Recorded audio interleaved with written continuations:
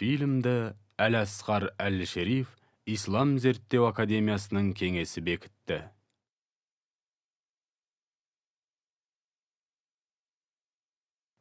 Ислам талаптарына сәйкес Мұхаммедтің саллаллаху алейхи вассалям бейнесі көрсетілмейді.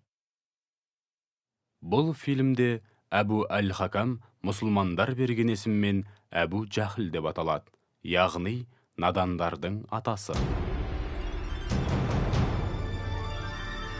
Badr International.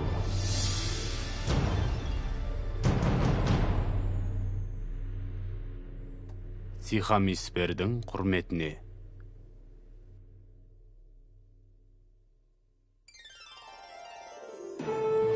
Badr International және Муаффақ Машауэр Әл-Харези ұсынады.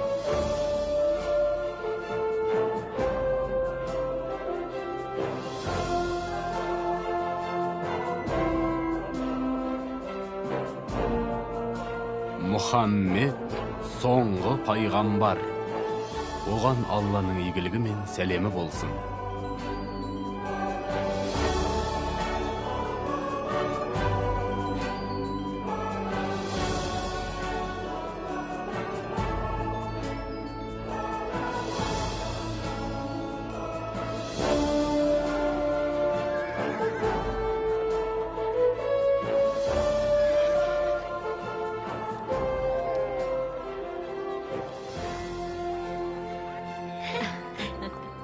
Қызым, асықпайын алайын.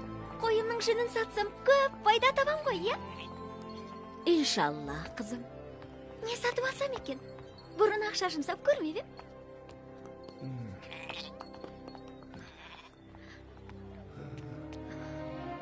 Қараш, әбден жүдеп қалжыраптау. Маған осы Меккеден қол ұшын беретін адамдарды табасың деп еді. Бұл рас. Сихам! Әке, қайда барасыздар? Бұл кісі көмекке мұқтаж. Жәрдемдесуіміз керек, қызым.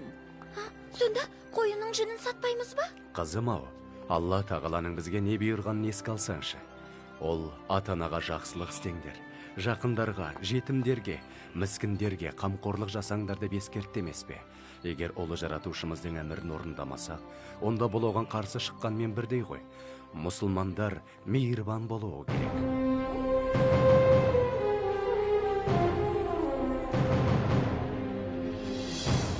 Қызым, бұрын Меккенің жағдайы мүлдем басқа еді.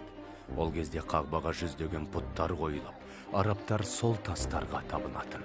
Ал ол кезде мен сияқты кедейлер тамағын әрең тауып жейтін. Рахмет, мырзам. Қане қолыңдағыны бер. Балақай, қарыз берген кісі ақшасын қайтарып алғанша асығады.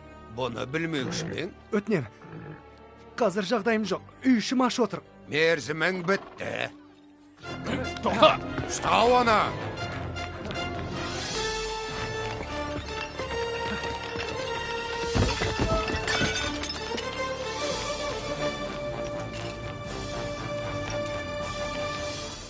Меккеге қош келіпсіздер. Атартып алыстан келдіңіздер. Сыйлықтарыңызды аямай беріңіздер, садақаның пайдасын көріңіздер. Сонда ғана құдайлар қолдай деп серіңіздер. Мұнасы нес? Я Узза, барымды да нарымды да саған арнадым. Садақамды қабыл ет. Ей Сумая, саған құлшылығың үшін емес тазалық үшін ақ төлейміз. Міне шартараптан халық қажылыққа келіп жатыр. Құдайлар жалтырап тұратын болсын. Қасиетті киелі Мекке, сені халқым сүйеді Мекке, ұрпағымның назары сенде, бар қызықтың базары сенде. Ақшамды бердім, енді тез болжап бер. Сабыр ет, Зухайыл. Киелі жебе дәл болжау үшін асықтырмаған абзал. Қане. Зухайыл, таңдауың өте жақсы. Семсер жасайтын ұстаны әлі де алда барбай бер. Жебенің айтуынша сені ешкім ұстай алмайды. Ғажап.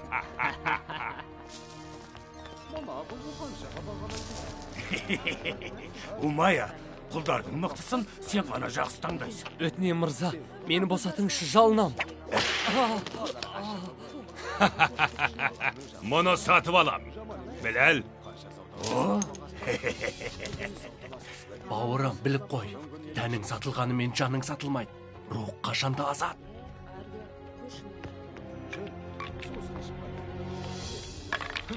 Сен жолдан бұлай тұр. Қазір. Мә балақай, екінші рет лақтыр. Бірақ есіңде болсын, ұтылсаң менің құлым боласың. Мә ұста.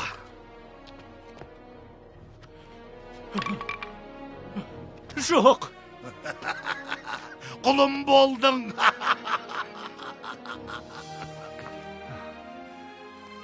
Рахмет сізге. Қане кет бұл жерден, жолама маған.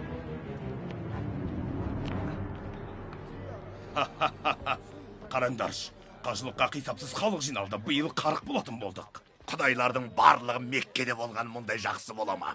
Келген халық қандай ақмақ десеңші, көзіне көрінген затты екесе бағаға сатып алады. Дұрыс қой, біздің пайда табуымыз керек, ал пайданың көзі қажылардың қалтасында. Ал біздің ізгілігіміз қайда? Жұрт мұнда қасиетті қағбаға зиярат ету үшін келеді. Кезінде қажыларға сусын, тамақ беріп, қызмет көрсеткенімізге мәз-мейрам болушы едік. Енді оларда табыс көзін айналдырғанымызға масаттанатын болғанбыз ба? Мені меңзеп тұрсың ба? Таныш, Абу Жәһіл. Әбу Тәліп біздің ақсақалымыз ғой. Иә, Әбу Тәліп менің дағам. Бірақ біреуді бұлай кінәлау дұрыс емес. Бұл сөз маған да тиіп кетті. Онымен мүлде келіспеймін. Біз болмағанда сырттан келгендер тентіреп кетер еді.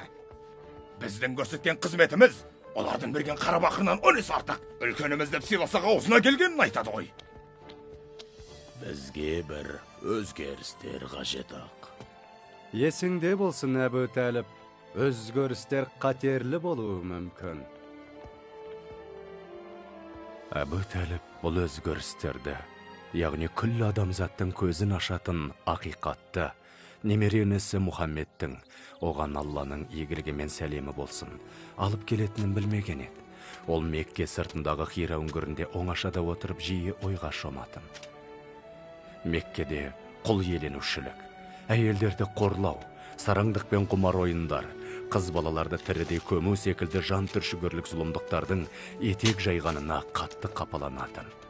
Мекке халқының аталары Ибрахим алейхиссаламның бір Аллаға деген тура дінін тастап, пұттарға табынып кеткен үшін жаны күйзелетін. Мұхаммед саллаллаху алейхи уассалам 40 жасында әдеттегідей Хира үңгіріне келеді. Кенет ол үңгірдің жарқырап кеткенін байқады. Аң-таң болған ол жан-жағына қарайды. Сөйтіп қарсы алдында тұрған Жәбірейіл алейхиссаламды көреді. Сол кезде Жәбірейіл алейхиссалам оқы дейді. Мұхаммед саллаллаху алейхи уассалам оқи алмайым деп жауап береді. Ол оған оқы дейді. Мен оқи алмайым деді. Сол кезде Жәбірейіл алейхиссалам оқы. Жаратушы ең Алланың атымен оқы. Ол адам баласын ұйыған қаннан жаратқан. Оқы, сенің Раббың аса рахымды. Ол адамға қаламмен жазуды игертті. Ол адамзатқа білмеген нәрсесін үйретті. Осыны айтып Жәбірейіл алейхиссалам ғайып болады. Ал Мұхаммед оған Алланың игілігі мен сәлемі болсын. Көргеніне сенер-сенбесін білмей үрейлене үйіне қарай тұра ұмтылады. Таудан асығыс түсіп келе жатқанда алдынан тағы Жәбірейіл алейхиссалам шығып: «О Мұхаммед, сен адамзатқа жіберілген пайғамбарсың, ал мен Жәбірейілмін» деді. Ол көзін басқа жаққа аударып, қай жаққа қарамасын, Жәбірейіл алейхиссалам алдынан шығып: «О Мұхаммед, сен күллі әлемге жіберілген пайғамбарсың, ал мен Жәбірейілмін» деген сөзді қайталаумен болды. Осы көргенінен қатты тебіренген Мұхаммед саллаллаху алейхи уассалам жан ұшыра үйіне қарай жүгіре жөнелді. Қорқыныштан дір-дір етіп, ол әйелі Хазіреті Хадишаға: «Мені көрпемен бір көші» дей берді. Өз-өзіне келген соң болған жағдайды айтып: «Елес көріп, есімнен тана жаздадым» деді. Хадиша анамыз оны жұбатып: «О Мұхаммед, сені Алла тағала ешқашан қорғылмайды. Өйткені сен мейірімдісің, жалған сөйлемейсің, әлсіздерге қол ұшын бересің, мұқтаждардың қажетін өтеп, қиыншылықта сабыр етесің» дейді. Сосын Хазіреті Хадиша анамыз немере ағасы Урақа ибн Науфалдан кеңес сұрауға барады. Ол қарт кісі зағип болса да, Тәурат пен Інжілден біраз ілімі бар жан еді. «Мұхаммед, жаратушының жіберген елшісі. Халық оның елшілігін мойындамайды. Оған жала жабады.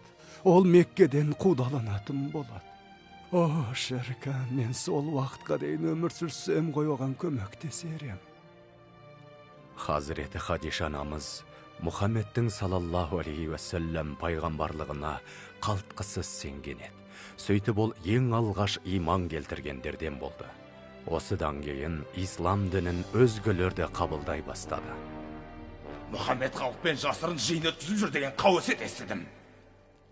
Қойшы, Әбу Жахил. Дегенмен ол бір нәрсе көгіттеп жүр. Оның не екенін біле алмадым. Асыранда ұлы Заид пен бауыры Әли соның жолын ұстанады дейді.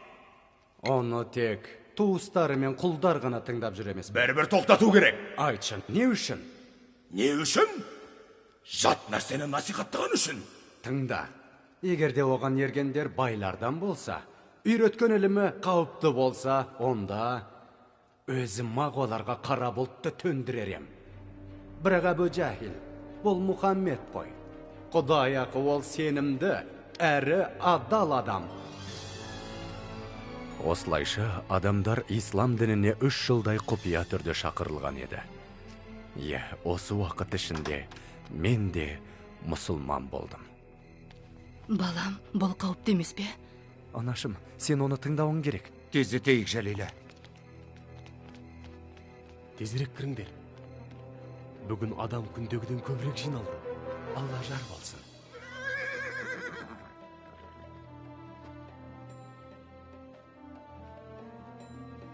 Біләл, түн сайын сен қайда барасың?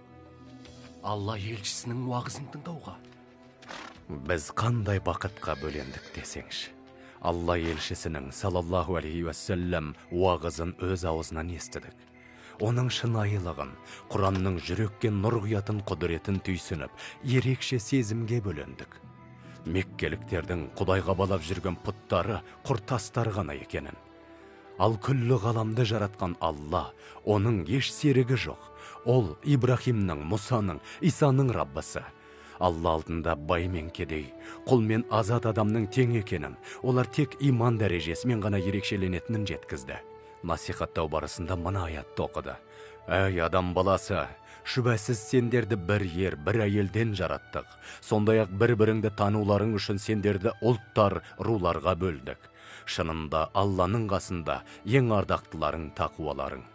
Ислам бізге әйел затын құрметтеп, олардың құқықтарын қорғауды бұйырды.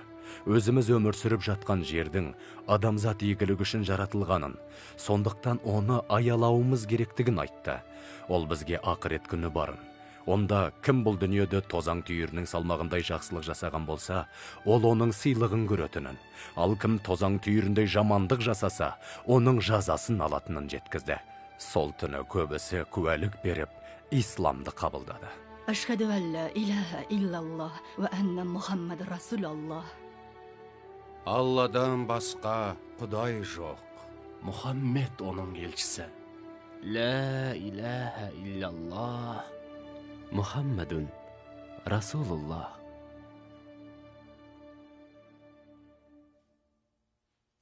Бауырым, айтсам еш сенбесің. Пайғамбар Алла тағаланың алдында барлық адамдар тең деп айтты. Мен оған ертіп бар. Мұхаммедтен келер қауіпті айтпап бедім. Иә, қауіпті екен мен де сездім. Оны дереу тоқтатуымыз қажет. Бұл қолдарыңнан келе қоймас. Не дейді? Біләл, бер кел, соққыға жығады. Тәнімді қинаған мен жанымды бағындыра алмайды. Рух азат. Олай болса, жаныңды сонда қалдыр да, тәніңді бер алып қаш. Мұхаммед туралы не білгенің бар, айт.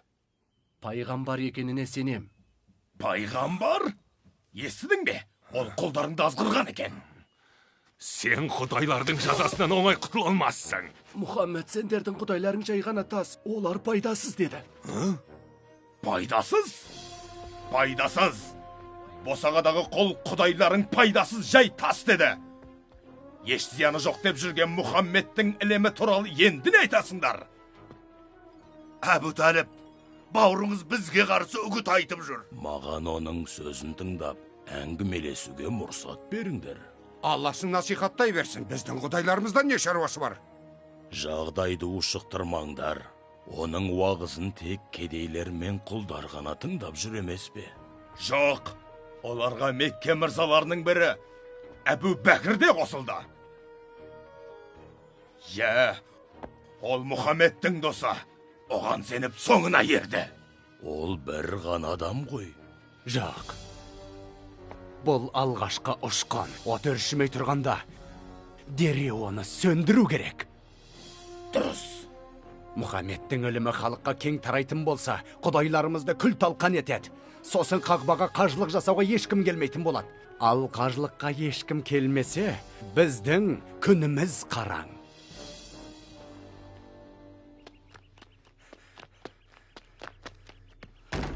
Алла елшісі бәрін қағбаға жинап жатыр. Не? Меккеге жау шапты ма? Білмедім, жылдам. Сумая, тездет, қағбаға қарай. Ясир, тездет.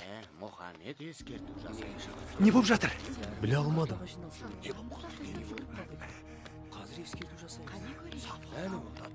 Ал өзі қайда? Пайғамбарды көрдің бе? Әне ол, қара. Әне ол Сафа тауында тұр. Сонда пайғамбар саллаллаху алейхи уассалам былай деді: Әй меккеліктер, егерде ана таудың ар жағынан қалың жау қаптап келе жатыр десем, сөзіме сенер медіңдер? Мұхаммед, сенің әр сөзіңе сенеміз. Сенің шыншыл екеніңді білеміз. Ол сөзін жалғастырып: Әй меккеліктер, өз қолдарыңмен жасаған жалған құдайларыңнан бас тартыңдар. Өздеріңді жаратқан бір Аллаға мойынсыныңдар. Мен сендерді жаратушыларыңның әмірлерін орындамасаңдар, ауыр азаптың күтіп тұрғанын ескертпекпін. Өздеріңді тозақ отынан сақтаңдар. Мен тек Алла тағаланың әмірін жеткізушімін. Мен сендерді Раббыларыңның қаһарынан қорғай алмаймын, деді. Көрмейсің бе? Құдайларымызды мазақ етіп жатыр. Тоқтат оны, Әбу Талib, тоқтат.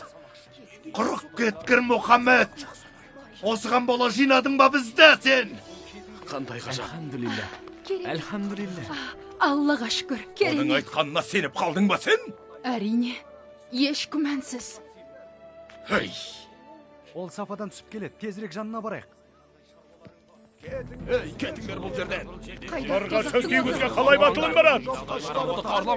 Я Расулалла, біз сені қорғаймыз. Кетсін бұл жерден. Оған сол керек. Иықтарыңды біріктіріңдер. Алла елшісін қорғаңдар. Қаттырақ ұстаңдар, бауырлар. Қолдарыңды ажыратпаңдар. Біләл, асықпасаңшы. Алланың елшісі исламға ашық шақырған екен, енді мен де ашық ере бастаймын. Бұл не тағы? Жоқ, мүмкін емес. Менің қол астымдағы қолым мұсылман болғаныма. Тәнім сізге тиесілі болған мен, бірақ жаным... Тоқтай тұр. Ойыңды табай. Жаным азат демексің бе? Жоқ, жаным да құл боп жаратылған. Бірақ сенің емес, бір Алланың. Осы орайда қателестің. Жаның да, тәнің де маған тиесілі. Ойың да, тұла бойың да менікі, ұқтың ба? Қане, айт. Мұхаммедтің дінінен бас тартам деп айт. Жаным саған тиесілі деп айт. Қане. Айт, Біләл, айта салшы. Алладан басқа құдай жоқ. Жалғыз құдай сол. Ал Мұхаммед оның елшісі. Солай ма? Қазір азапталғанда не айтатыныңды көрейік.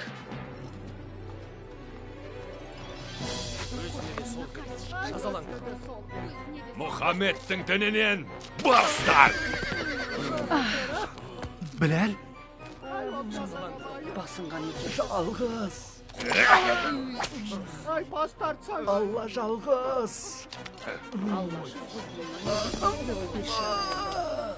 Өлгенше осы халде боласың. немесе дінімізге қайта ораласың. Қане, жайыңнан қайт деймін. Алла жалғыз, Алла жалғыз. Қайт! Умайы, мені саған Әбу Бәкір жіберді. Ол осы жігітті сатып алғысы келеді. Қалағаныңды сұра. Жарайт. Ендеше 10 алтын берсін.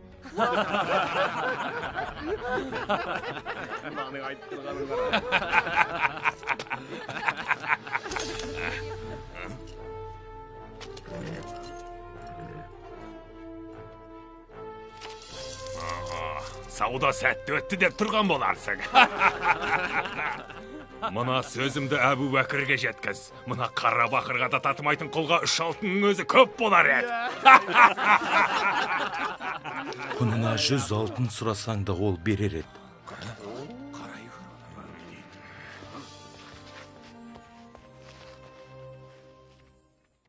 Мұхаммедтің соңына ергендерді қанша азаптасақ та, оның насихатын тоқтатар емес. Себебі неде?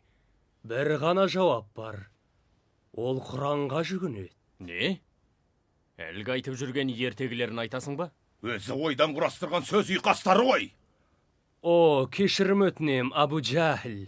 Мұхаммедтің айтып жүрген Құраны жай ғана сөз ұйқасы емес, ол шынайы, өте әсерлі десем бе, ондайды адам баласы жаза алмайды. Сиқыр ма? Басқаша айтып түсіндіру мүмкін емес пе деп қорқам. Олай болса, бізге қарсы ойластырған сиқырын дереу тоқтатуымыз керек. Әбу Талиб, сіздің сыйлы кісі екеніңізді білеміз. Алайда, Мұхаммедтің ісін тоқтат деп бірнеше рет өтініп едік қой. Ал сіз қол қусырып қарап отырсыз. Ол Мекке халқының шырқын бұзуы мүмкін. Ол бұрын араларыңдағы араздықты тоқтатып татуластырып еді. Сонда сен оның ақылдылығын айтып мақтап ең, Әбу Жахил. Қағбаны қайтадан қалаған кезде, Қаратасты орнату құқығына ие болу үшін бір-бірімізбен қырылысып қала жаздағанбыз. Сол кезде Оны несін айта бересің? Әбу Жахил, тоқтат оны. Әйтпесе өзіміз-ақ бір амалын табармыз. жоғал. Енді Құрайштардың бір-бірімен қырылысқанын қалайсың ба? Барғане. Міне, жағдай ушығып барады, Әбу Талиб. Меккеде қан төгілуі мүмкін.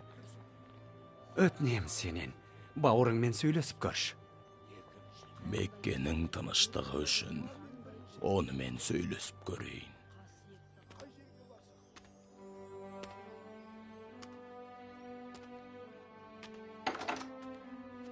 Мұхаммед, есікті жауып жақынырақ кел. Отыра ғой жаныма. Балам Мұхаммед, Құрайыштар насихатыңды тоқтатуыңды талап етуде. Айтқандарына көнбесең, сені қорғап қалуға менде қауқар жоқ. Мұхаммед, Құрайыштар саған мынандай ұсыныс жасады. Егер мұны байлық үшін жасап жүрген болсаң, ақша жинап арамыздағы ең бай адам етейік. Ал билікті қаласаң, онда сені патша қылайық деді. Менің өміріммен өз өміріңді өлімге тігетіндей, сен ұстанып жүрген сенім соншалықты маңызды болғаны ма, балам?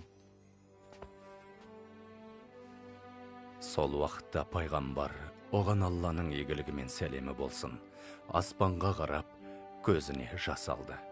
Кейін, «Ай, ағатайым, Аллаға серт. Егер де олар бұл ісімнен бас тартуым үшін оң қолыма күнді, сол қолыма айды ұстатса да, Алладан бұйрық келмейінше, немесе осы жолда құрбан болмайынша тастамаймын» деді. Мұхаммед, қалауың білсін. Өзің ізгідеп тапқан істеріңді жалғастыра бер, ұлым. Мен қашанда қасыңдамын, қазір де, тіпті соңғы демім біткенше де.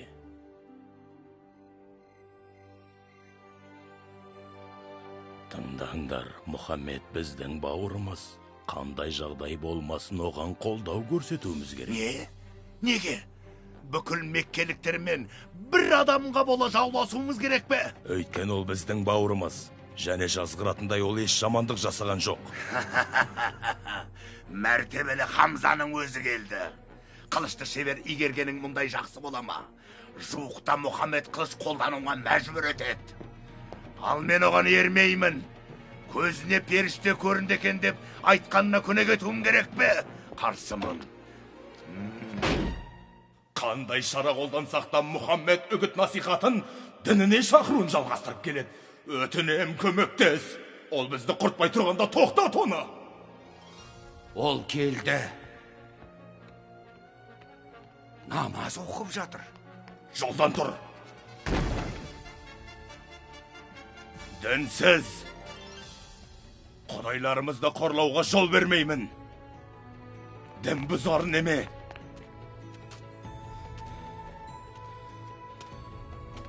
Түк болмағандай кете бермексің бе?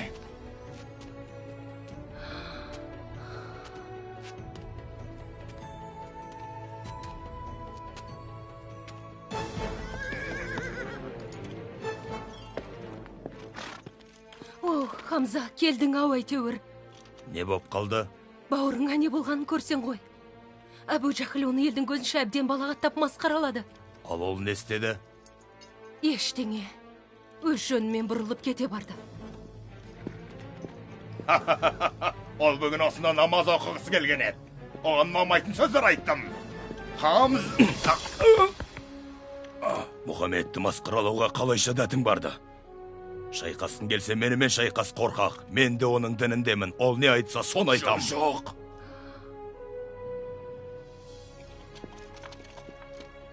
Мұхаммедтің дінін қабылдағаныңды білмеппін. Дәл қазір қабылдаймын.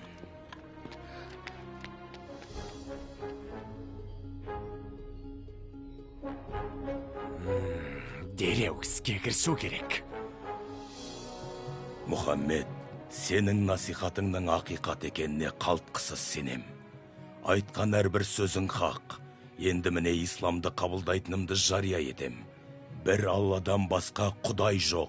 Және сен, Мұхаммед, Алланың елшісісің.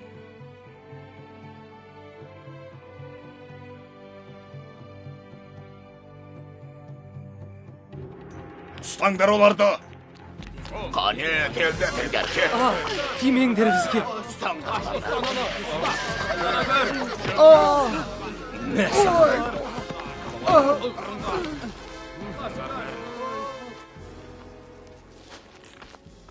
Жіберіңдер менің анамды, жіберіңдер.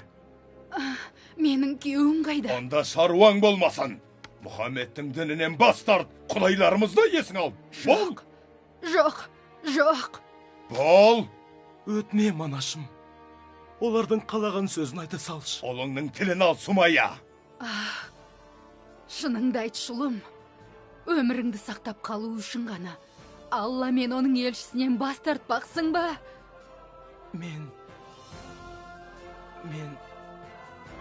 Ал мен бас тартпайым. Бір Алладан басқа Құдай жоқ. Мұхаммед оның елшісі. Мені мазақ қылып тұрмысың? Олай болса, о сенің соңғы сөзің болсын.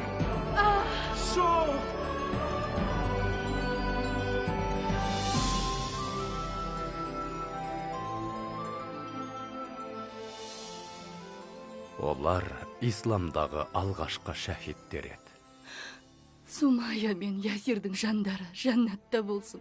Аллаға шүкір, Аммар тірі қалды. Оның жағдайы қалай? Оның қайғысына ортақтасып, қасында пайғамбарымыз жүр. Алла елшісі біздің өмірімізге тағы да төнуі мүмкін қауіптің алдын алып, Эфиопияға сапарға дайындалсын деді. Эфиопия? Оның патшасы христиан дінінде. Өзі әділ көрінеді. Бізге елінде тұруға рұқсат етуі мүмкін. Баратын адамдарды басқаруды маған тапсырды. Көмекке мықты жігіттер қажет. Ұлым, бара ғой, бізге бола алаңдама.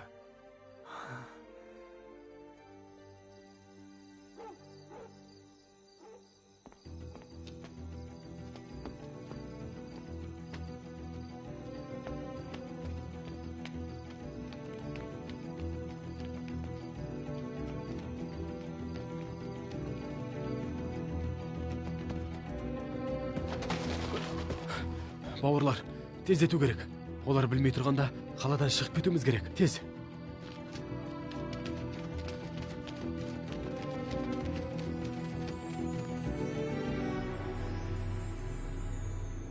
Ендігі Эфиопияға жетіп те қалған шығар. Халидке айт, жігіттерді алып ізіне түссін. Жер жұтып кетсе де тауып әкелсін, жазасын береміз. Меккеде бүлік шығарғанның қалай болатынын көрсетейік.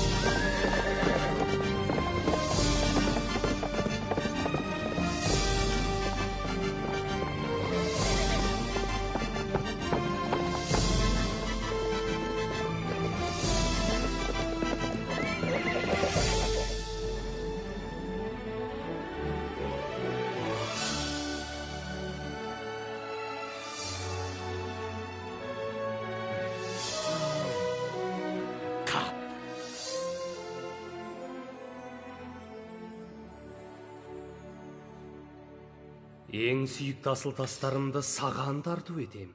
Бұл сенікі. Енді мені жомарттығым үшін жарылқа.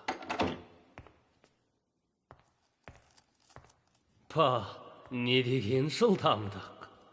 Сенің Эфиопия патшасын танитыныңды білем. Дұрыс, ол ескі досым ғой. Жақсы, бұл сыйлық соған. Сен оны сол жақтағы Мұхаммедтің ізбасарларын еліне қайтарып жіберуге көндірсең, сыйлығыңды аласың. Бұл тек менің ғана қолымнан келеді. Менің ғана.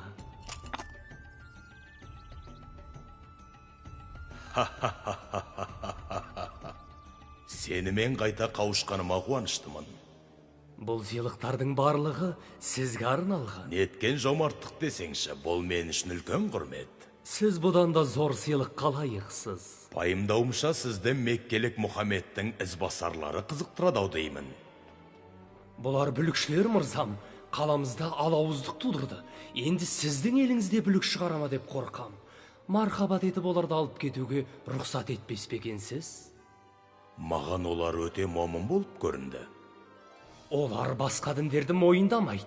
Бәрін жойып, өз діндерін таратпақшы. Бұған не дейсіңдер? Патша, біз... Патшаға тағзым ет. Біз тек бір жаратушының алдында ғана тағзым етеміз. Айттым емес пе? Бүлік басталып та кетті, көрдіңіз бе? Бұл маңызды емес. Олардың маған тағзым еткен емес, бір жаратушыға деген сенімдері қызықтырады. Жалғастыра бер. Біз мұсылман боп, иман келтіргенге дейін надандық пен бұттарға құлшылық еткен халық ек. Күштілеріміз әлсіздерді қинайтын. Сосын Раббымыз бізге арамыздан елші жіберді.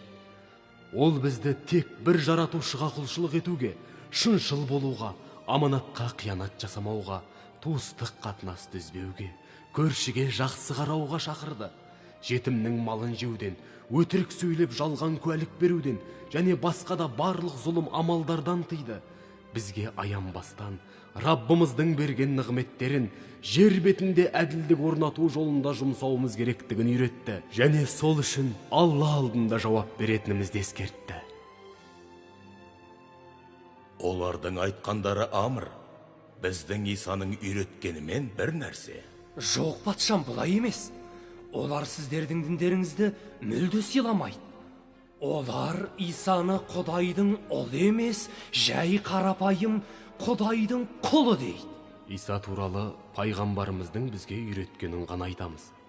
Расында Иса алейхиссалам Алланың құлы, әрі елшісі. Иса бейгүнә қыз Мәриямның бойына Алла әмірмен жаратылып, әкесіз дүниеге келген рух иесі. Біздің ұстанған дініміз бен сіздердің діндеріңіз мына екі сәуле тәрізді ұқсас. Әр түрлі сәуле шашқанмен екеуінің шығу тегі бір. Таудай алтын берем десе де сендерді оларға ұстап бермеймін. Менің елімде қалағандарыңша тұра беріңдер. Ал саған келетін болса Ғамыр, мына сыйлықтарыңды алда Меккеңе қайта бер.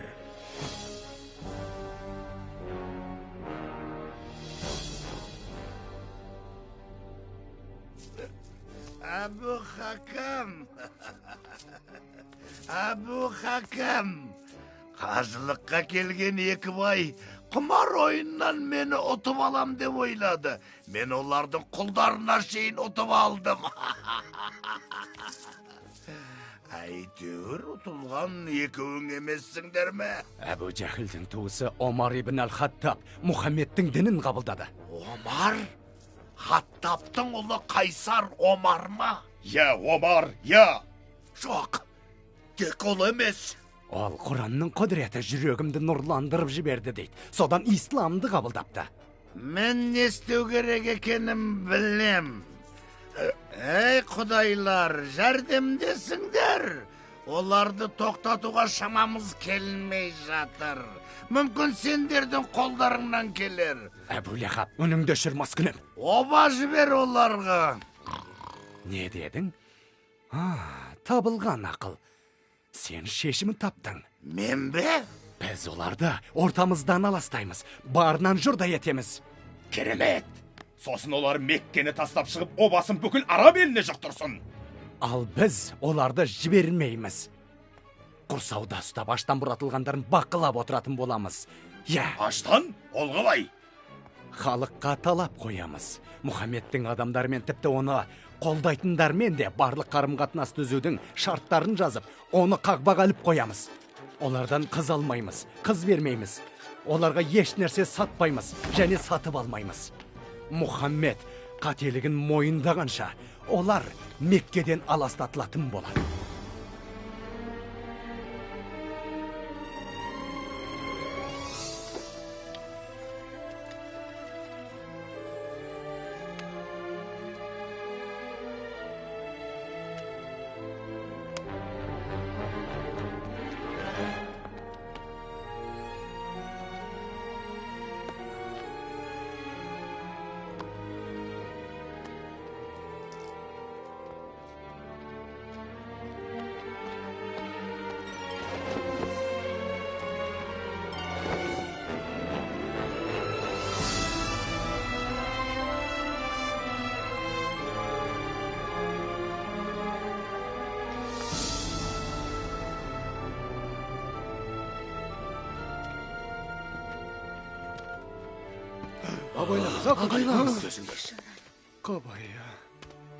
Көп жаса, Мұхаммед.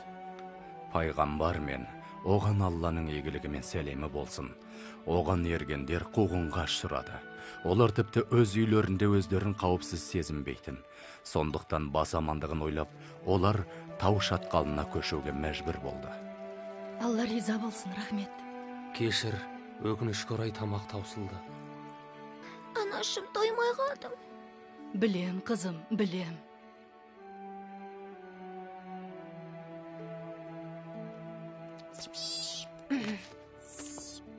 Әке, бер қараш, Эфиопияға барып Маликті іздесек қайтеді?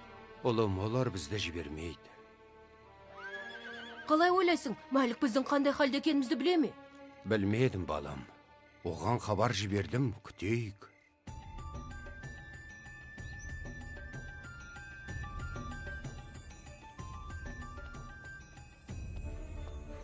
Жалғыз өзіңе баруға болмайды, Малик. Қиналасың ғой. Үй ішім ашығып жатқанда мұнда жайбарақат жүре алмайым. Амар, бары осы. Хадиш анамыз азық-түлік сатып алу үшін қолындағы барын сатып болды. Бұның өзі көпке жетпейді. Ұзақ уақыт бойы құрсауда болатынымызды кім білген?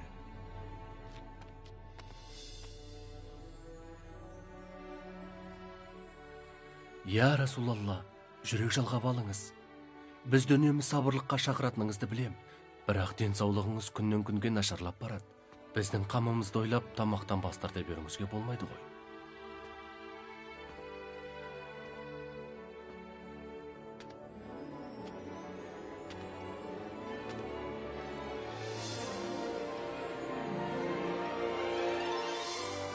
Не боп қалды?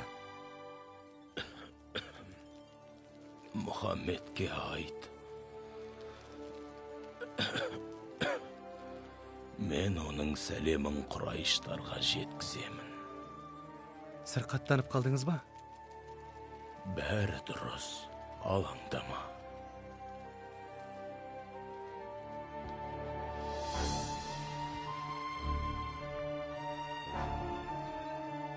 Мына халіңді көріп, жүрегім ауырып қалды, Әбу Талib. Оныңа күмәнім бар.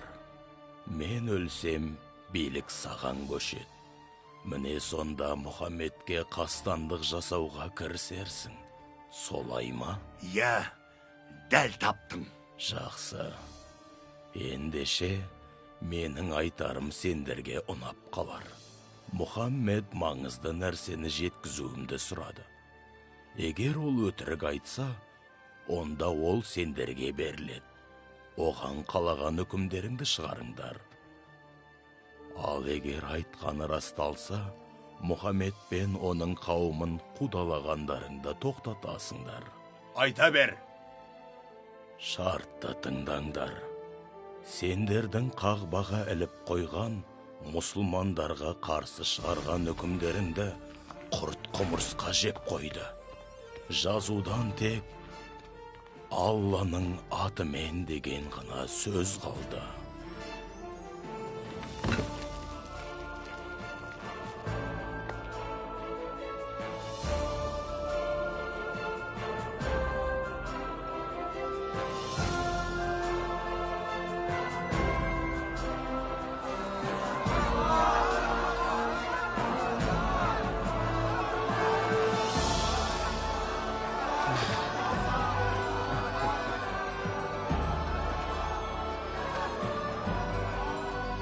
Мәлік, ұлым. Анашым. Оралдың ау әйтеуір. Раббымыз бізді қайғыдан арылтты.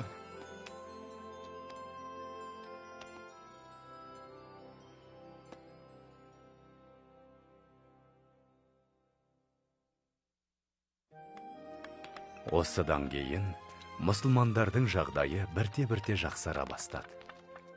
Қандай ғажап десеңші. Алла риза болсын. Мәлік, ұста. Жалила, пайғамбардың зайыбы ауыр халде жатыр. Хадишама? Жоқ.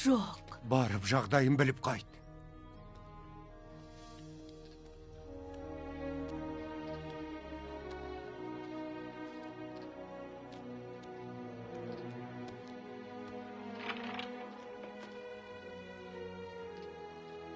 Одан айырылып қалдық.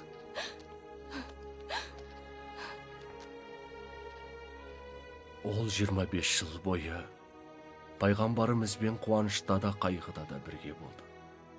Иман келтірген алғашқы мұсылман да сол еді. Жаны жәннатта болсын. Біз бұл уақытты қайғылы кезеңде батадық. Өйткені Әбу Талиб те өлім аузында жатыр еді. Бер жақында, Мұхаммед.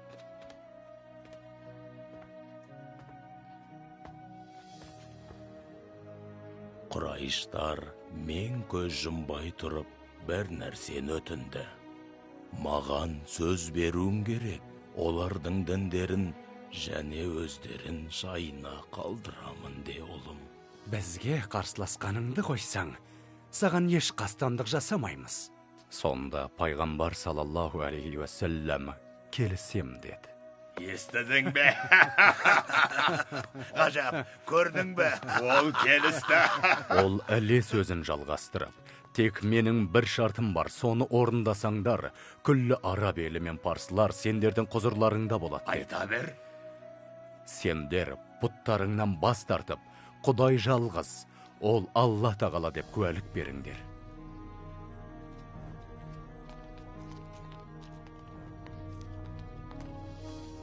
О, ұлым Мұхаммед, бала кезіңде сені маған алып келгенде, өзіңнің ұлы адам болатыныңды сезгем. Ұлым, сен шынында ұлы адам болдың. Солай, ұлым, солай.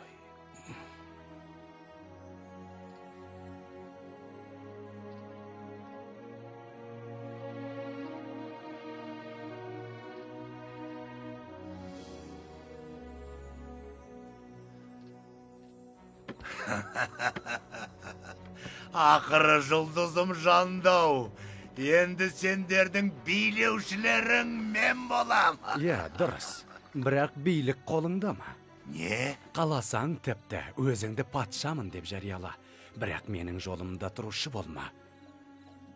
Біз алдымен маңызды мәселені шешіп алайық.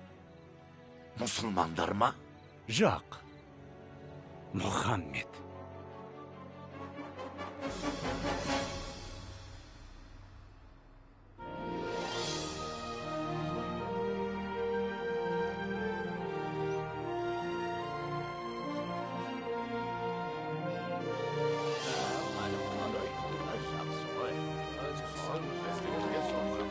Қалмаға келді. Өзің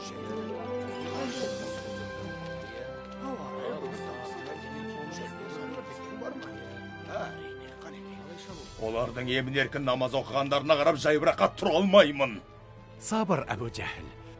Қылыштың жүзімен тоқтатылмаған ісімізді қызыл тілдің құдіретімен тоқтатуға болады. Ақындарды меңзеймісің? Иә, олар халықты Мұхаммедтің дінінен бас тартуға үгіттеп жүр.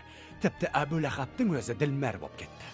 Тыңдаңдар, алыстан келген бауырлар. Анау менің бауырым Мұхаммед. Одан сақ болыңдар. Ол сиқыршы, және өтірікші. Ол өзін пайғамбармын деп жариялады. Сөзі жұмсақ болған мен көксегені бәрімізге патша болу. Мұхаммед, бізді тұтқан діндерің жалған. Құдайға санап жүрген пұттарың жай ғана тас. Сендер адастыңдар деп құстан алайды. Ол мұнымен бізді ғана қорлап қойған жоқ. Бұл сөзімен ата-бабаларымызға тіл тигізді. Оның айтуынша біздің ата-бабаларымыз адасқан, әрі надан болған көрінеді. Айтыңдаршы, біз осындай қорлыққа көнуіміз керек пе? Бұлай жалғаса беретін болса, соң соғысқа барады. Қиын қыстау кезде Әбу Тәліп жәрдемдесетін еді. Енді баратын жеріміз де жоқ. Біләл, сен бісің? Иә, сен кім боласың? Мен баромын. Былтыр Ясриптен пайғамбардың насихатын тыңдауға 12 адам келбек. Ясриптен, есіме түсті. Біз исламды қабылдадық. Жан тәнімізбен. Естідің бе? Ясриптен 12 мұсылман исламды қабылдапты. Жоқ, 100 адам. Біз пайғамбардың Ясрипке көшкенін қалаймыз. Бұл біздің... Тыныш. Қазір сөйлесе алмаймыз. Алла елшісі сендермен Ақаб алқабында кездеседі. Бүгін түнде.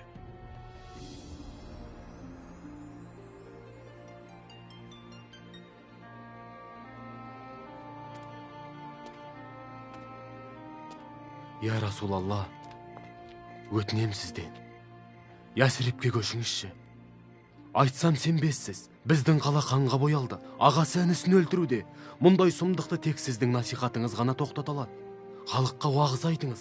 Я Алланың елшісі, ал біз сізді бар күшімізбен қорғауға сөз береміз.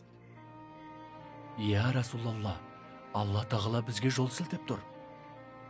Пайғамбар, оған Алланың игілігі мен сәлемі болсын, бұл ұсынысты қабыл етіп, бізге Ясрипке көшуді бұйырды. Мен түнде сапарға шығуға қорқам. Жолға түнде шықсақ, бізді ешкім байқамайды. Неге басқалармен бірге кетпейміз? Тыныш, бәріміз бір уақытта көшсек, жауларымыз біліп қояды. Тез кетейік.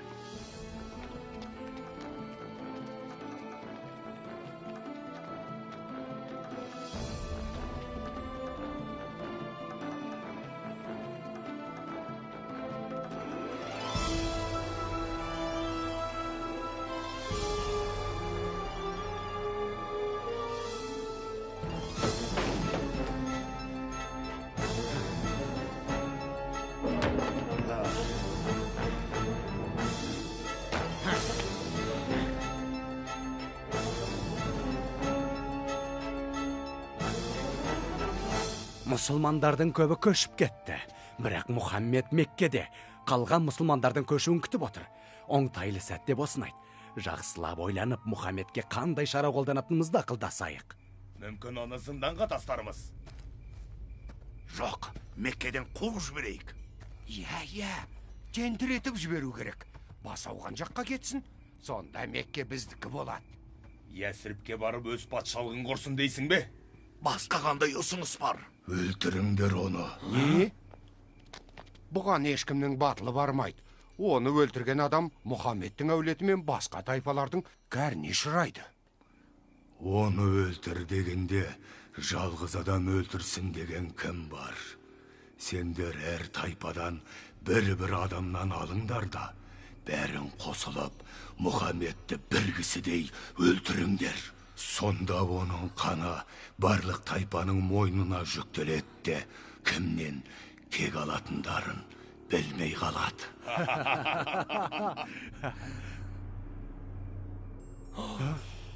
Тыныш. Сол түні пайғамбарымызға салаллаху алейхи уассалам Жәбірейіл алейхиссалам келіп, бүгін түнде үйіңді түнеме деп ескерткен еді. Содан Алла елшісі салаллаху алейхи уассалам бауыры Әлиді шақырып алып, сен бүгін менің төсегімде ұйықта деп өтінеді. Ол Әлиге еш зиян болмайтынын білген еді. Ол үйінде бастаймыз ба? Қазір емес. Намаз оқу үшін сыртқа шығады, соған дейін тоса тұрайық. Сол кезде Пайғамбар, оған Алланың игілігі мен сәлемі болсын, түнімен сәжде етіп, жаратқаннан көмек сұрайды. Сөйтіп құдіретті Алла тағала пайғамбарына қастандық жасауға келгендердің көзін перделеп, ұйықтатып тастады.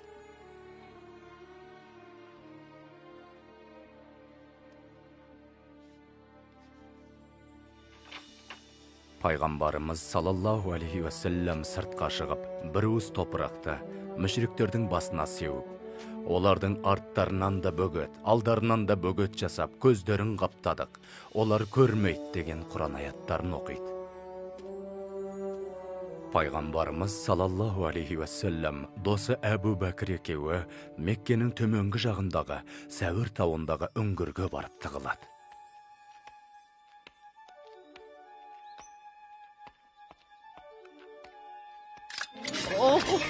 Сендер Мұхаммедті күтіп тұрсыңдар ма?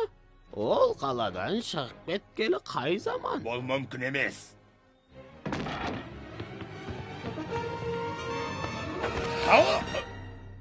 Қайда кетті? Мұхаммедті ұстап әкелген адамға 100 түйе беремez. Іздеңдер оны.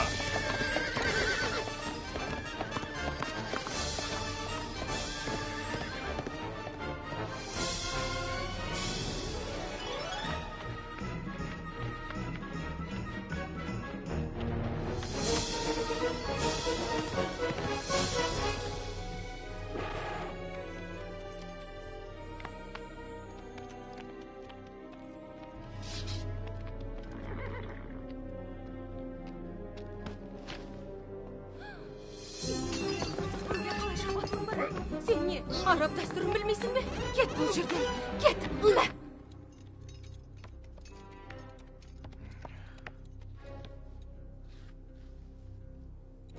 Оң жаққа. Сенімдімісің? Еш күмәнім жоқ. 1-2 сағаттан кейін сендердің 100 түйелерің менікі болады.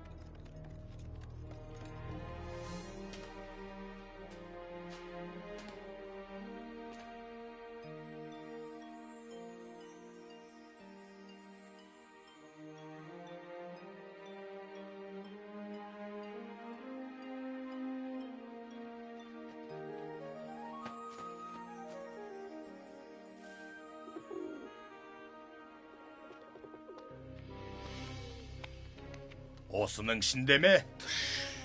Адам іздері көрінбейді ғой.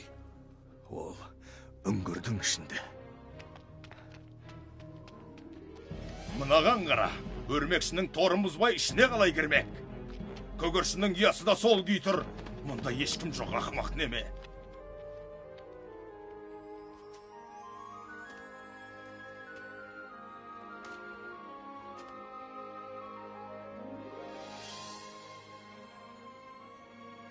Ясрибке аттанар алдында пайғамбарымыз оған Алланың игілігі мен сәлемі болсын, алыстан Меккеге қимастықпен көз салып, өткен күннің бұлдыр елестерін еске алды. О балаларымның кіндік қаны тамған жері, жұбайымның дүние салған жері. Алла тағала жаратқан жер бетіндегі маған ең қымбат, ең ыстық мекен сенсің, қасиетті Мекке. Егер өз халқым мені қудалап, қуғынға ұшыратпағанда, сенен басқа жерден пана іздемес едім, деді.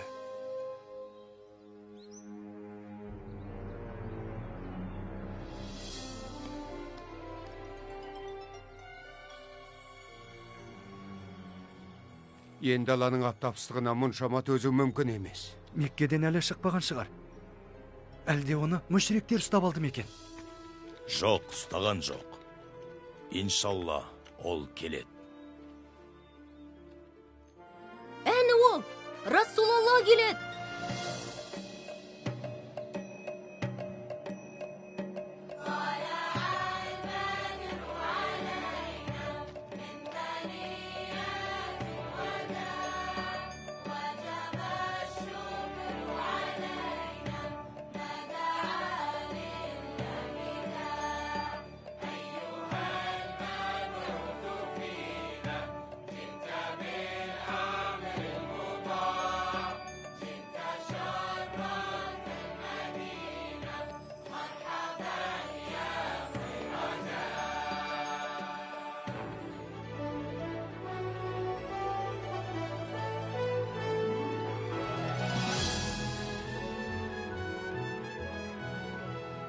Біз емін еркін құлшылық еттік. Тұрмыс тіршілігімізде қиындықтар кездессе де, біз бақыт дедік. Қызым, ұстазының тілін ал. Бері кел, Хади. Мен әкеммен бірге мешіт салуға жәрдемдескім келеді. Алдымен ілім ал. Пайғамбарымыз бізге ілім алуды бұйырды. Жарайды.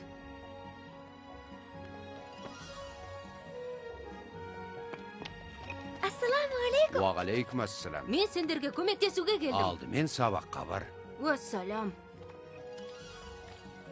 Ол Алла. Біреу ақ. Алла.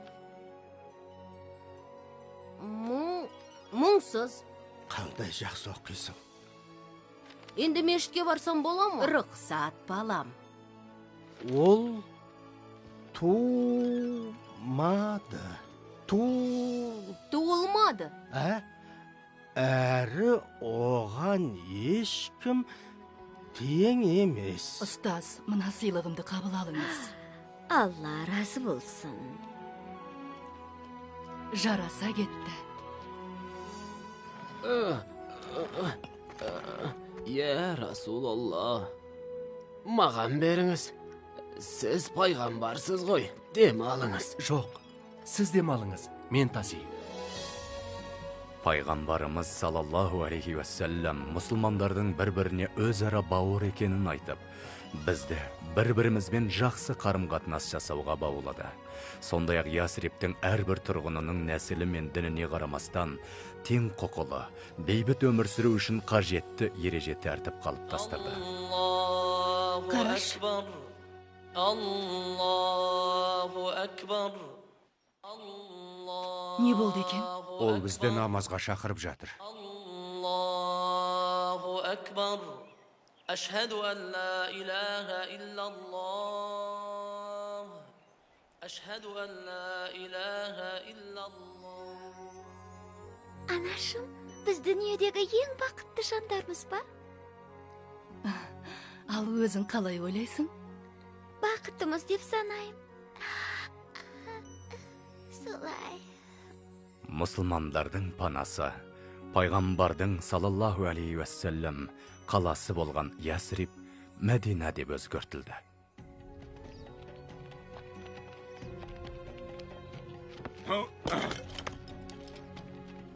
Мұсылмандардың Меккеде қалдырып кеткен дүниелерінің барлығын жинап алдық. Жақсы.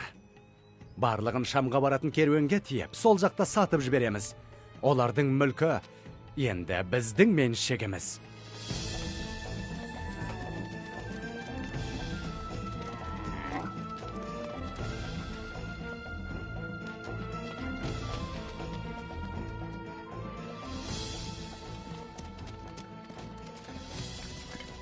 Я Расулалла, Әбу Суфиян Шамға баратын керуенге біздің дүние мүлкімізді тиеп, сол жақта саудаға салмақшы.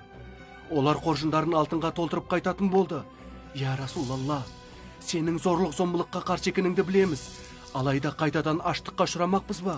Өз мүлкімізді қорғауға қақымыз бар шығар. Сонда пайғамбар оған Алланың игілігі мен сәлемі болсын сахабаларына. Керуенді күтіп алуға жолға шығыңдар. Алла қаласа өздеріңе тиесілі мүлікті қайтарып аласыңдар деді. Мұхаммед әскер жасақтап сенің керуеніңді талқандауға шығыпты. Дереу Меккеге аттан. Жедел түрде әскер жіберсін. Мына қазынаны сақтап қалуымыз керек. Тездет. Шу жануар! Біз бағытты өзгертіп, үйге теңіз арқылы жетеміз.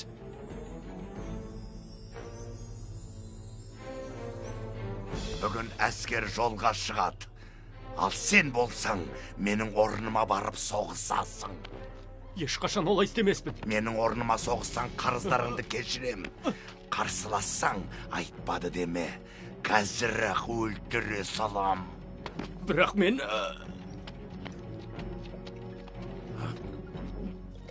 Бұл не?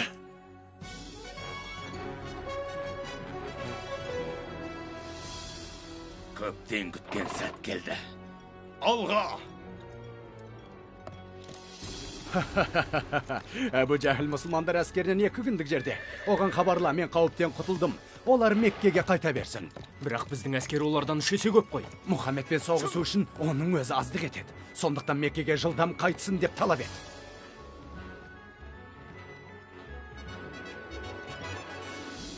Құдайлардың атымен ант етем. Ит арқасы қияннан құралақан қайту үшін келгем жоқ. Мұхаммед өлгенше жаным тыныш таппайды. Пайғамбарымыз оған Алланың игілігі мен сәлемі болсын. Жау әскерінің саны бізден басым екенін білген кезде кеңес құруға сахабаларын жинады. Мен де басқалардың пікіріне қосылам. Алла елшісі соғысуға рұқсат етсе, біз соғысамыз. Сол кезде пайғамбарымыз саллаллаху алейхи уассалам былай деді: құдіреті күшті Алланың атымен аттаныңдар. Шындығында Алла бізге не керуенді, не соғыс алаңындағы жеңісті уәде етті.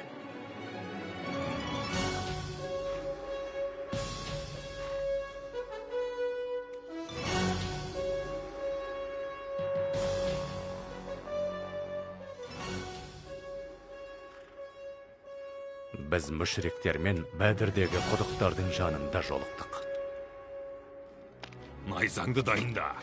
Қасымда бол, бірақ алдымен маған әлгі шек сырын Біләлді тауып бер, Біләлді. Шайқас соғыс ережесі бойынша басталды. Хамза 2 жауынгерге алға шығуды бұйырды. Убайда, Али,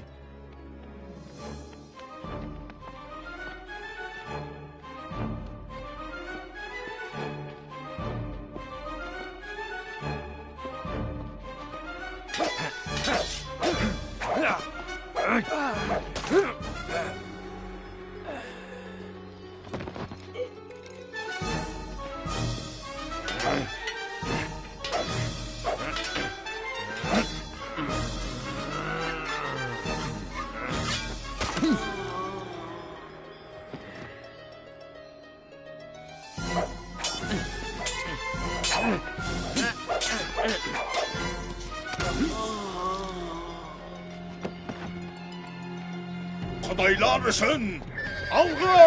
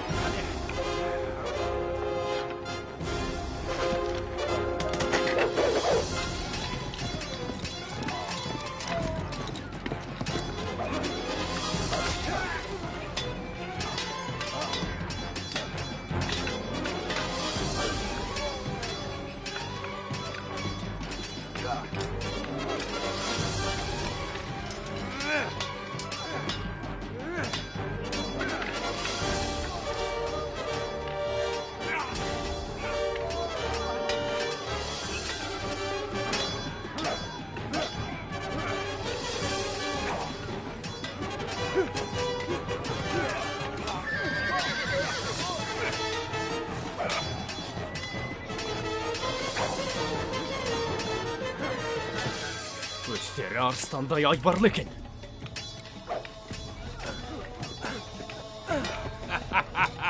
Біләл! Мая? Аллаху акбар.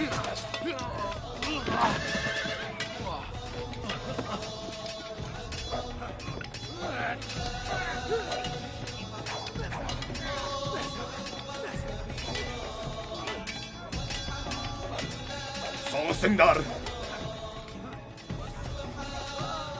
Соғысыңдар!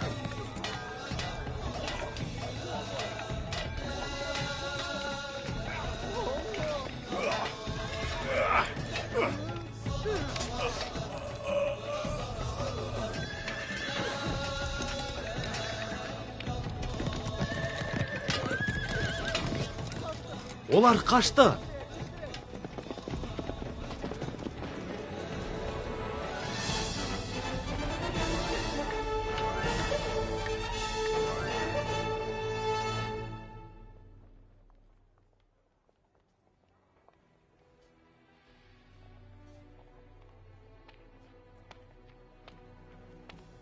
Әбулахаб, Оралдың ба? мен қарызымды өтедім. Ұста, біліп қой, шайқас кезінде Құдай Мұхаммедтің әскеріне жақтасты. Тоқта, қайда барасың? Тоқта, өтінем сенен, көмектес маған, өтінем.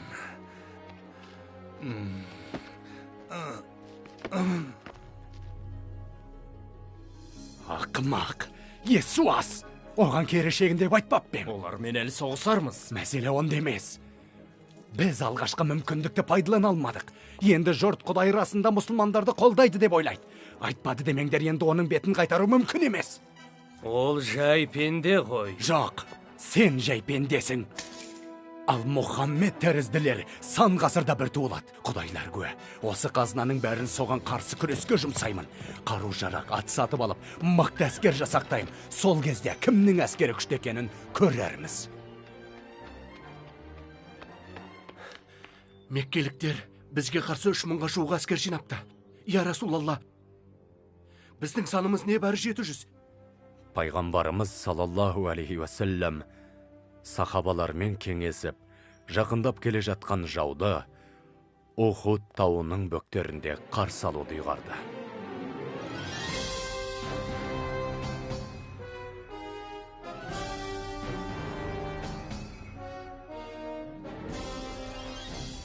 Я Расулалла, біз дайынбыз. Аллах елшісі, сендерге шайқаста жеңсек те, жеңілсек те хабаршы келмейінше, тасада қорғап тұруларыңды әмір етті.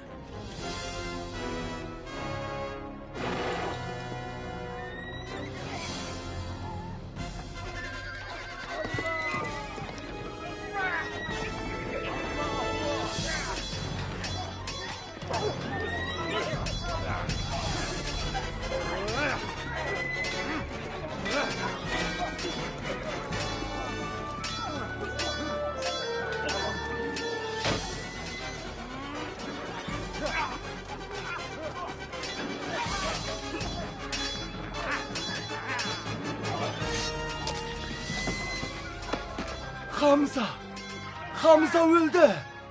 Алға!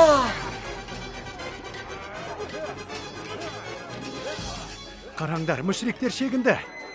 Бұл не істегендерің? Соғысыңдар, соғысыңдар!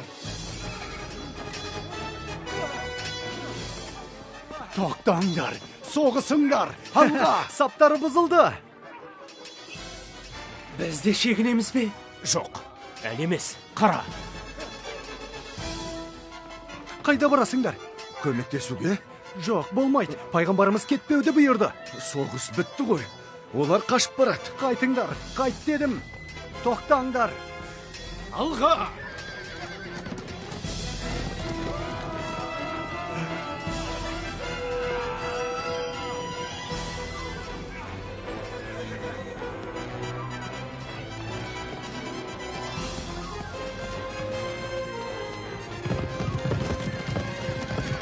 Сақтаныңдар.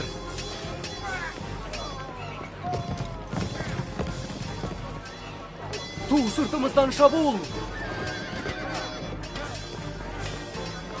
Алға!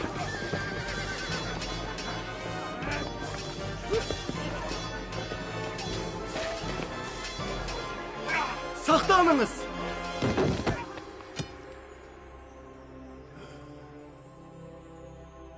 Мұхаммед өлді, қараңдар! Жоқ! Жоқ!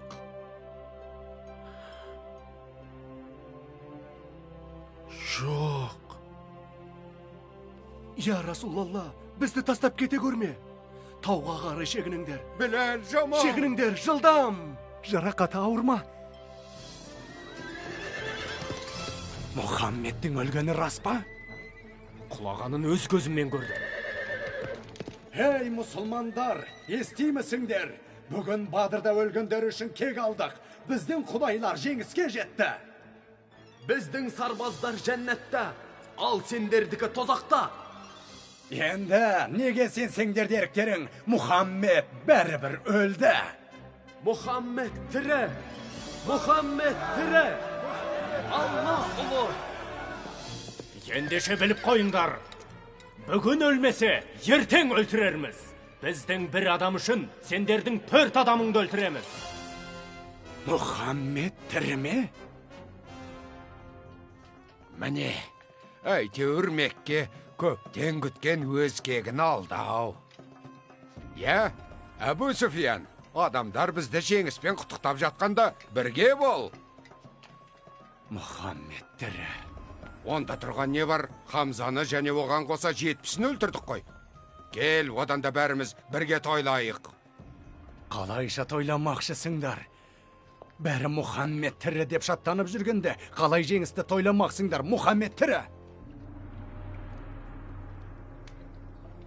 Енді жағдай өзгереді. Енді мұсылмандарға қарсы тек меккеліктер ғана соғыспайды.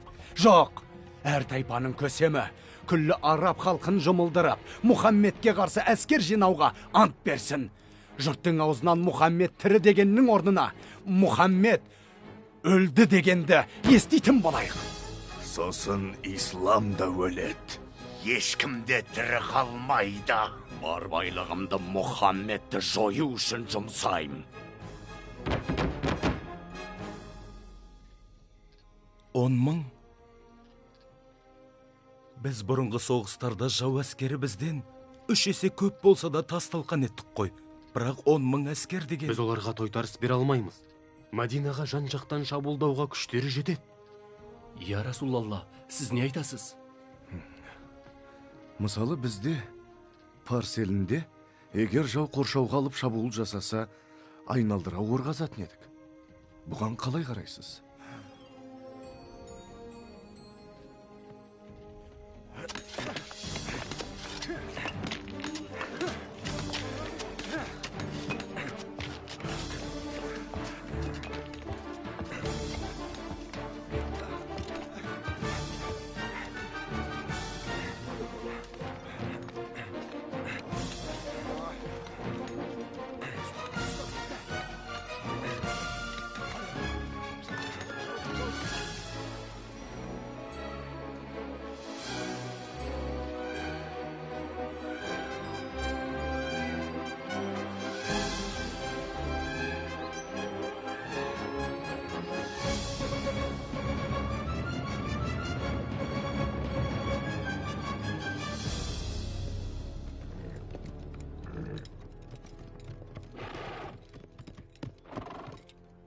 Бұл не тағы?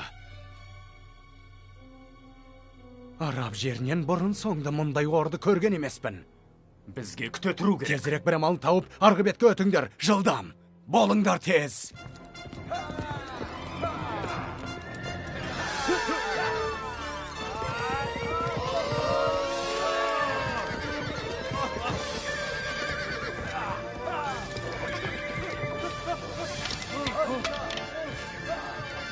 Жалғастыра беріңдер. Мырза, әскердің жартысына топырақ төгіп жол салдыр, жартысы ордан секіріп өтуге тырыссын.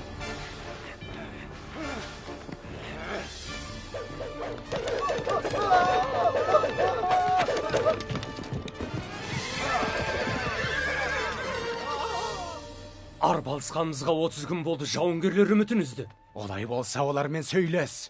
Сен шешен емес педің. Бар өнеріңді салып әскерді шабыттандыр, шайқасуға көндір. Бұдан пайда жоқ. Олар қазір құдірет иесі мұсылмандармен бірге деп біледі. Олай болса, ертең біреуі де қалмай, жаппай шабуыл жасауға дайындалсын. Айтыңдар, біз әлі көрсетеміз. Біздің әскер олардан анағұрлым көп.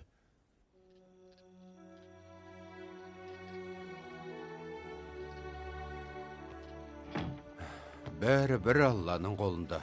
Жаудың бәрі ордан өте алмайды. Әйткенмен бірен сараңа қалаға кіріп кетсе, мына таспен атқылаңдар. Тасты терезеден лақтырамыз ба? Ие. О, жағам, мен қорқам. Қорқпа. Алла өз дініндегілерге жәрдем береді.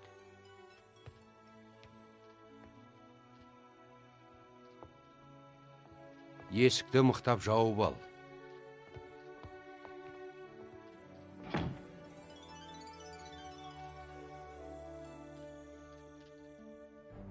Енді міне, құдіретіңді көрсететін уақыт келді. Сол түні пайғамбар оған Алланың егілігімен сәлемі болсын, Раббымызға былай деп дұға қылды. О адамзатқа даналық кітабын түсірген есепке жүйрік Алла. Мұхаммедті өлтіріп, оған ергендердің барлығын талқандап құртып жібер. Уа жаратушы ем, мына ру тайпаларды жеңіліске ұшырата көр. Хубал, сен үшін арабтардың ұлықтарын жинадым. Бізді қолдай көр. Уа Аллам, олардың күлін көкке шұрып, жермен жексен ет.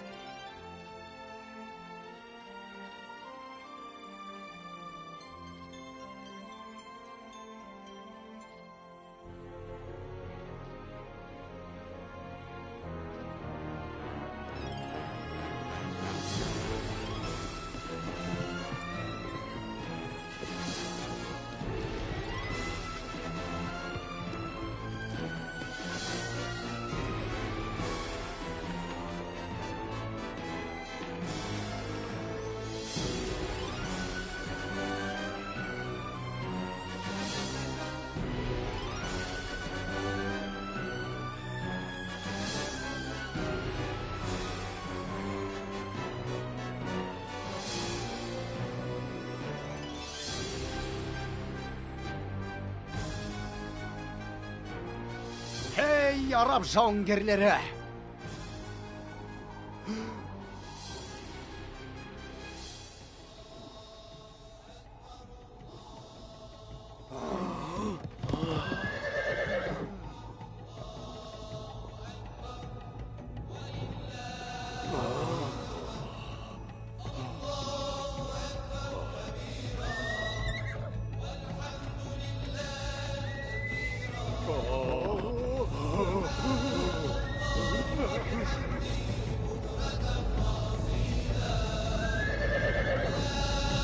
Kaçpanlar, birbirine mıknatsanlar.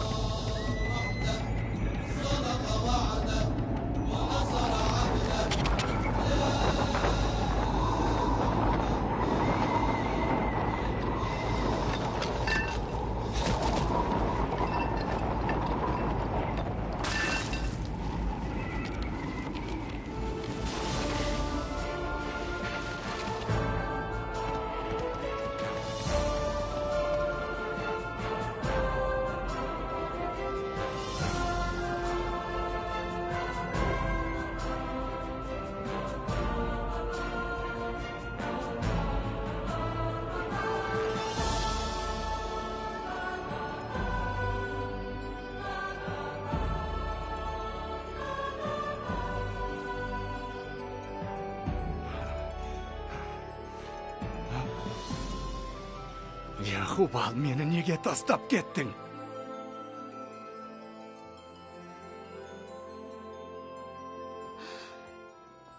Алла тағала бізді құтқарып қалды.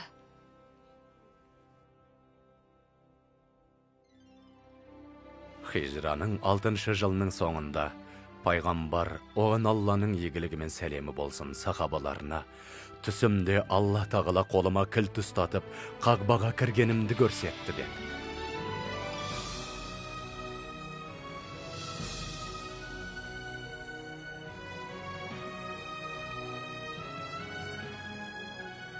Біз қасиетті қағбаны тәуап етуіміз үшін кіші қажылыққа дайындалуымыз керек деді. Ол осында келе жатыр, еш қару жарақсыз. Біздің бейбіт құлшылық етушілерге қару көтермейтінімізді олар жақсы білет. Дәстүрді сақтамаса ғараптардың бәрі бізді жаншып тастайды, құрып кетсін олар. Бәрібір түк істей алмаймыз. Бұл айдан анық. Не? Мұхаммедтің Меккеде емін еркін қажылық жасағаны масқара ғой. Басқа амал жоқ. Амал жоқ. Оларды Меккеге кіргізбеу керек. Оларға Сухайлды жіберем. Бейбіт келісім жасасын, бастысы мұсылмандар Меккеге кірмеу керек.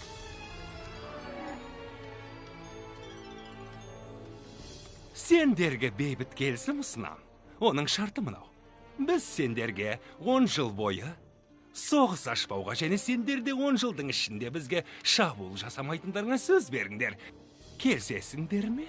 Бізге Меккеге кіріп, Қағбаға тәуәбе етуге рұқсат ете ме? Әлбетте рұқсат. Бірақ ол келер жылдың еншісінде. Сендер Меккеге кірместен оралдыңдар ма? Ол жаққа келесі жылы барамыз. Келесі жылдан бастап емін еркін барамыз. 10 жыл бойы солай болмақ. Бізге 3 күнге дейін қалуымызға рұқсат ететін болды. 10 жыл бойы бейбіт өмір сүреміз бе? 10 жыл бойы. Иә, 10 жылдың ішінде адамдарға исламды насихаттауымыз керек.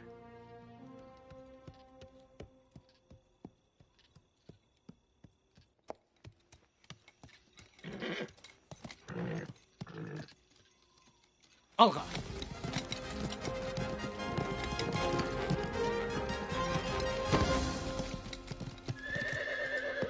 Амыр, Мәдинаға не үшін барасың? Мұхаммедпен жолығу үшін. Не үшін? Неге? Не себептен дейім? Исламды қабылдайтынымды айтуға. Өлдіру үшін екен деп ойласам. Сен не, оны қорғап тұрсың ба? Біз бұдан бұлай жоққа шығара алмаймыз. Ол расында Алланың елшісі. Мен куәлік берем. Бір Алладан басқа Құдай жоқ. Және сен оның елшісісің. Мен де куәлік берем.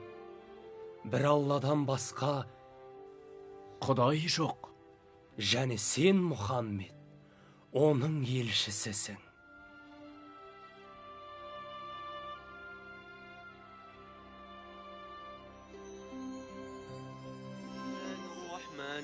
الرحيم آمن الرسول بما أنزل إليه من ربه والمؤمنون كل آمن بالله وملائكته وكتبه ورسله لا نفرق بين أحد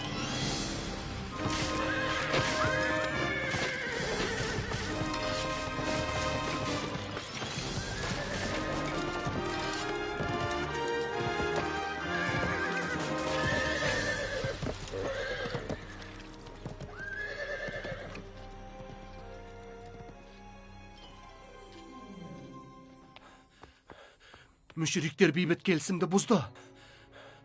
Бейкүнә мұсылмандарды қырып тастады.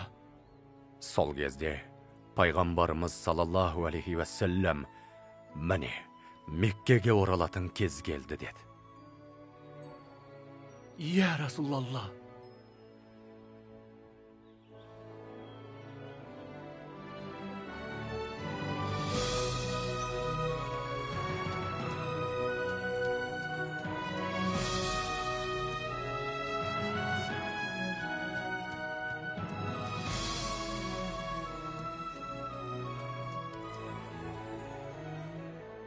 Я Расулалла, біз дайынбыз. Бауырлар, Меккеге!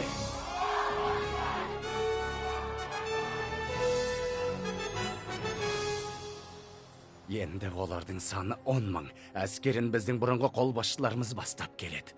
Мені Мұхаммедпен жолықтырсын.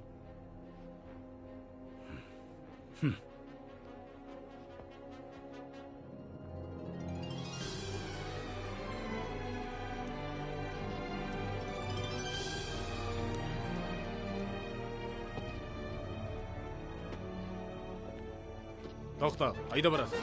Мен Мұхаммедпен жолығуға келдім. Не үшін? Қаруыңды көрсет. Қане? Тап қазір қару кезенетіндей ақымақ емес шығармын. Бұрын қару көтергенде ақылды мен. Мен өзім бойысынып келдім. Ренжімеңіз. Олардың алаңдайтын жөні бар. Өтінем.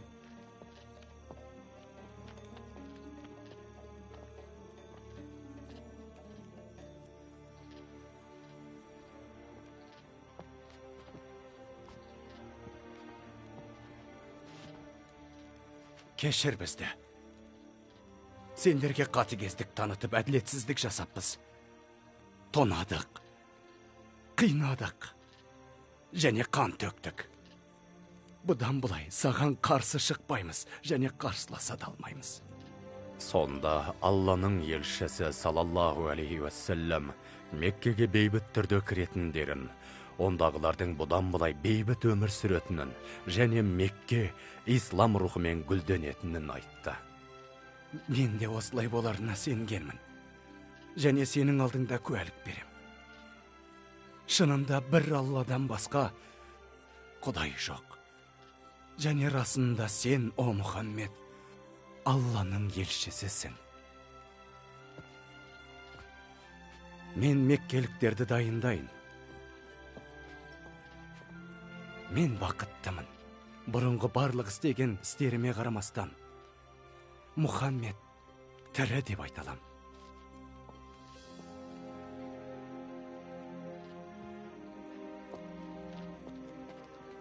Байлар да, кедейлер де Алланың алдында тең. Қашан да солай болсын.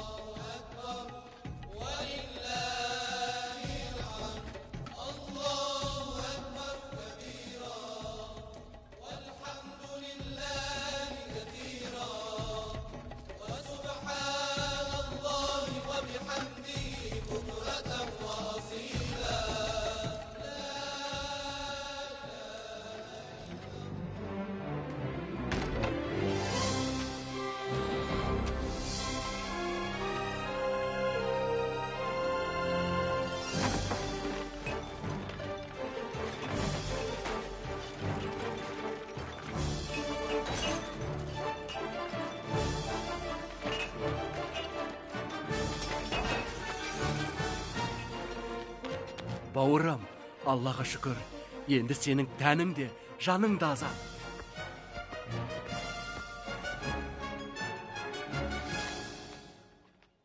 Allahu Ekber.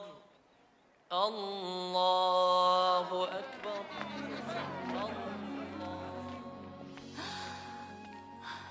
Аллаға шүкір, әйтеуір үйге оралдық ау.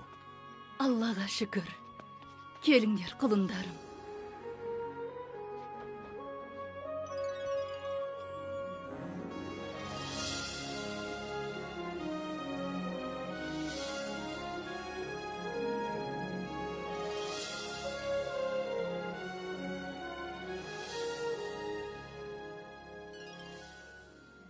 Міне осылайша ислам жеңіске жетті. Сол жеңіске жету жолында мұсылмандар еш нәрседен аянбады. Бірнеше жыл өткен соң Мәдина қаласында пайғамбарымыз салаллаху алейхи уассалам дүние салды. Ол 63-те еді. Ол қарапайым өмір сүрді, мұқтаждарға көмек көрсетуді қолынан келгенін аямады. Одан айырылу біз үшін үлкен қайғы болды. Шіркін, пайғамбармен кездесіп, сөздерін өз аузынан естігенімде ғой.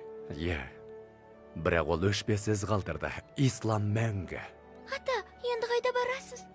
Мен білмеймін. Мен білем, осында қаласыз да Меккеде жұмыс істейсіз, иншалла. Сіздің қолыңыздан келеді. Өте әдемі екен. Менің тоқу шеберлігіме тең келетіндер жоқ. Бірақ керекті құрал жабдықтар мен қой жүніне мұқтажбын. Егерде жүн тапсақ, Құрал сайманның бәрі дайын. Иә, расында. Ендеше, менің қойымның жынын алыңдар. Жоқ, қалайша, ол сенікі ғой. Жоқ, мен оны сізге сыйлайым.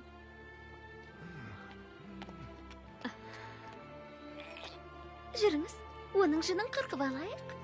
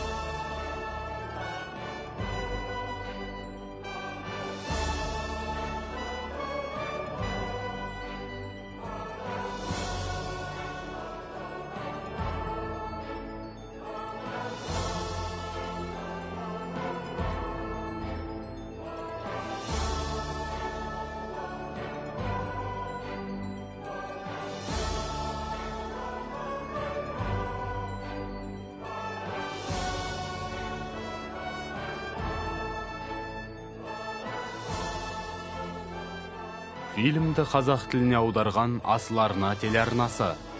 Редакторы Шорабек Бәтейұлы, Гүлбахрам Жебесін. Оқығандар Азамат Қанапия, Төлеубек Аралбай, Бақытжан Әлпейіс, Руслан Исабекұлы, Мәлік Ағырбеков, Ержан Жарылқасым, Мұхаммедәли Болатұлы, Күнсұлу Тұрғынбек қызы, Бағдагүл Бексұлтан қызы, Айгерім Байберген және басқалары. Дыбыс режиссері Бағлан Омар. Дубляждың режиссері Айжан Жәмши.